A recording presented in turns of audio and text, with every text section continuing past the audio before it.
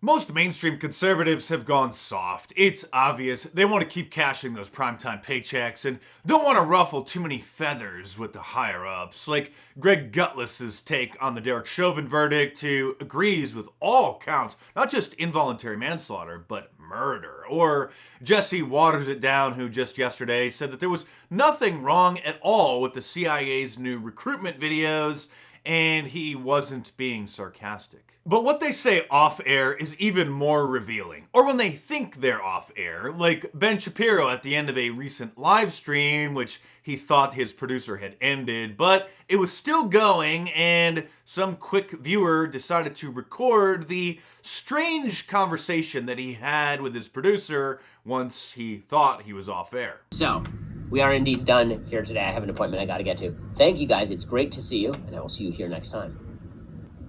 One thing on that episode, I said pansexualism is weird. Can we just cut that? I can ask. That'd be great. Before it's reposted? Yeah. Yeah, we could, It's like a 10-second bit. It's about halfway through. It's just I'm pansexual. I'm like, that's kind of weird. Like, you like everything? Like, Yeah, like... You want to get rid of that. Yeah, it's just, like, it's nothing, but So don't when make it you something. when you I mean, it is weird finish, that you are attracted then- to every single thing. Yeah. Wait, when no you finish- taste at all. I thought that was a funny bit. It is a funny bit, but that's why I'll get boycotted. Notice he wasn't concerned about getting a community guideline strike and having the video taken down, censored, because he doesn't have to worry about that. He is exempt from the rules. He's in the club. He was concerned about getting boycotted, losing a sponsor over too harsh of criticism of poor Demi. Poor Ben doesn't think he could afford to lose a sponsor, even though he's worth well over $10 million, and could retire today, and him and his family could easily live in luxury for the rest of their lives, kids' college funds paid for, buy a summer home in Lake Tahoe, you name it, he's got the money. But now we know what line Ben won't cross in order to make a few more dollars. He won't call a liberal behavior weird. That's obviously weird. Next, he'll probably endorse incestuous couples, as long as they just promise not to have children. That's just two consenting adults. It's not my place to make a judgment. I don't want to get boycotted and lose any sponsors by calling it weird. This from a guy who became famous by telling college kids that there are only two genders.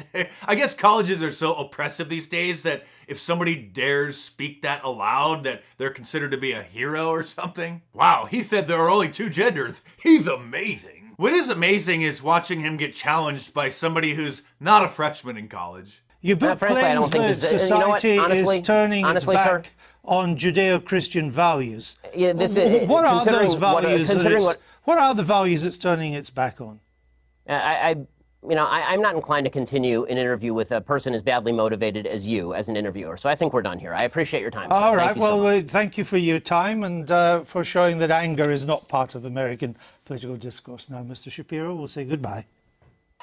Conservative Inc.'s greatest debater runs away from his first real debate. And now Mr. Limited Government wants the government to coerce, if not force people to take the new coronavirus vaccine. He recently tweeted, quote, "Vaccine demand is dropping, particularly among the young and among minorities. To reverse this, we should tell people they can go back to normal if they get vaccinated. This is precisely what Biden refuses to do, because continuing COVID panic is his lever for change." I've never liked Ben, and quite frankly, I find it bizarre that so many people actually do. First I'd ever heard of him was when he was championing his never Trumpism for the Republican establishment and joined Michelle Fields to perpetuate her hoax about how Trump's campaign manager at the time, Corey Lewandowski, tried to grab her arm and throw her to the ground, and then the security footage got released and that got debunked. Remember that? Of course, that was just the beginning, and then after Trump won the Republican nomination, little Ben doubled down and warned that Trump would hurt conservatism if he were to beat Hillary Clinton. Will Trump hurt conservatism if he loses badly? They said Goldwater did, but Nixon got elected 4 years ago. I mean, I think that he's already hurt conservatism pretty badly. My concern is that, and one of the reasons I'm not voting for him is because I'm concerned that he hurts conservatism if he wins. To me, if he loses, I think that he hurts conservatism less in some ways because there's been a repudiation of some of the things that he believes and says.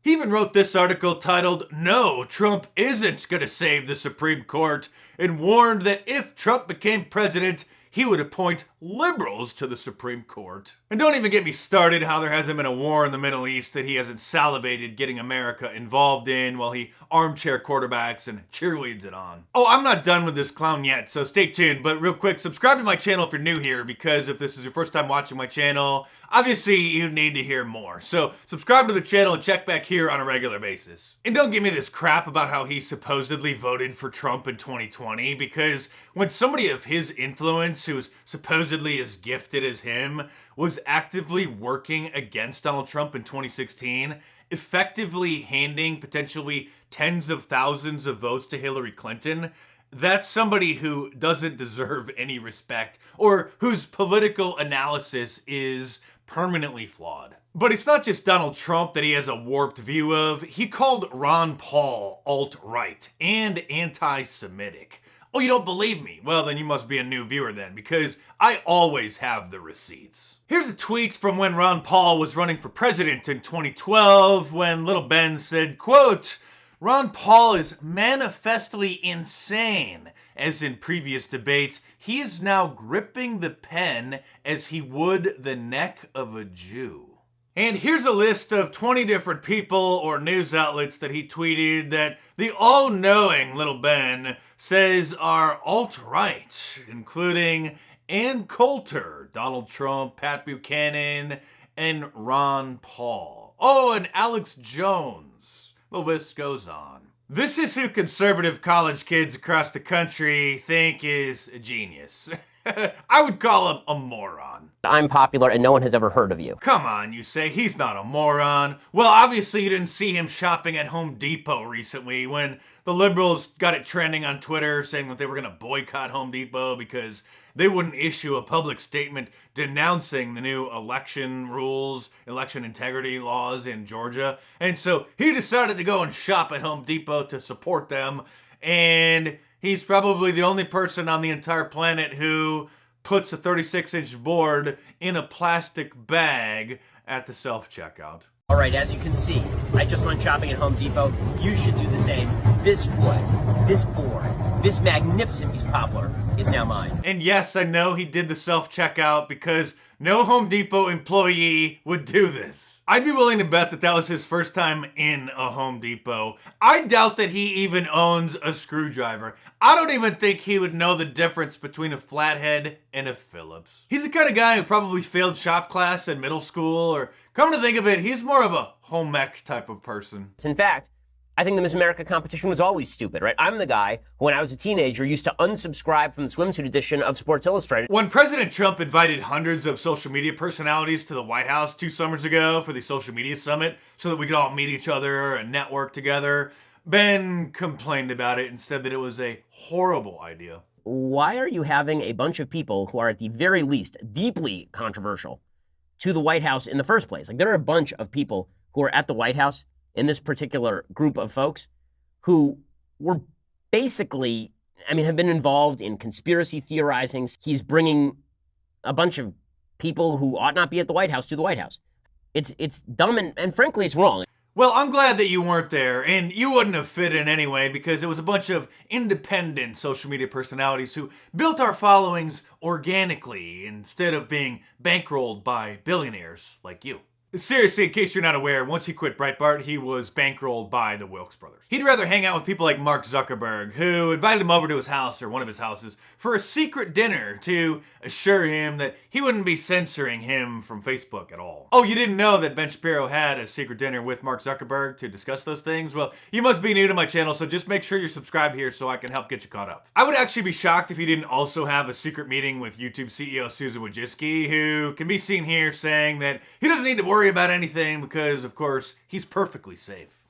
My son, who's 13 years old, started watching Ben Shapiro videos, and he's like the gateway drug to the next group, and then it goes right to Jordan Peterson, then it goes down, and in 3 clicks, he was at neo-Nazi stuff. It was like astonishing, and then I had to listen to it at dinner. there's a set of content that has to meet the community guidelines. Ben Shapiro is going to meet the community guidelines. Have you noticed that he's never been censored from social media ever? He's never had a post taken down for violating community guidelines on any of the platforms ever. Because he always toes the establishment line and doesn't make too many waves. He supports gay marriage, he supports gay adoption, etc., etc. Oh, you don't think that he does? You think that I'm wrong? Do you need me to pull out another receipt? Okay. Just last summer when somebody tweeted to him, criticizing him, thinking that he was against gay marriage, he responded by saying, quote, "I've been libertarian on same-sex marriage for years, before Ogerfell, but you couldn't bother to Google." Ogerfell is the Supreme Court case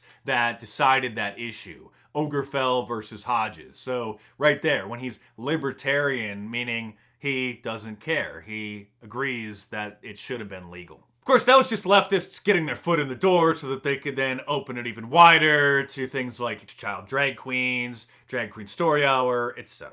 I could go on, but just talking about him makes me want to vomit. And I won't even get into how one of his employees reached out to me and asked for a review copy of one of my books and said the review's coming next week, and then it never got published. And then when I DM'd them and asked, hey, what happened? Then they unfollowed me on Twitter. You wouldn't have happened to have canceled that review using your editorial powers, would you, Ben? That's okay. What would I know about social media censorship? I've only been on YouTube for 15 years. And if you want to support my channel while it lasts, then get yourself a Free Speech Zone shirt, a Trump's America shirt, an I Love Global Warming tank top, or any of my awesome designs, all available in a t-shirt, long sleeve, and a hoodie, and now one tank top at least.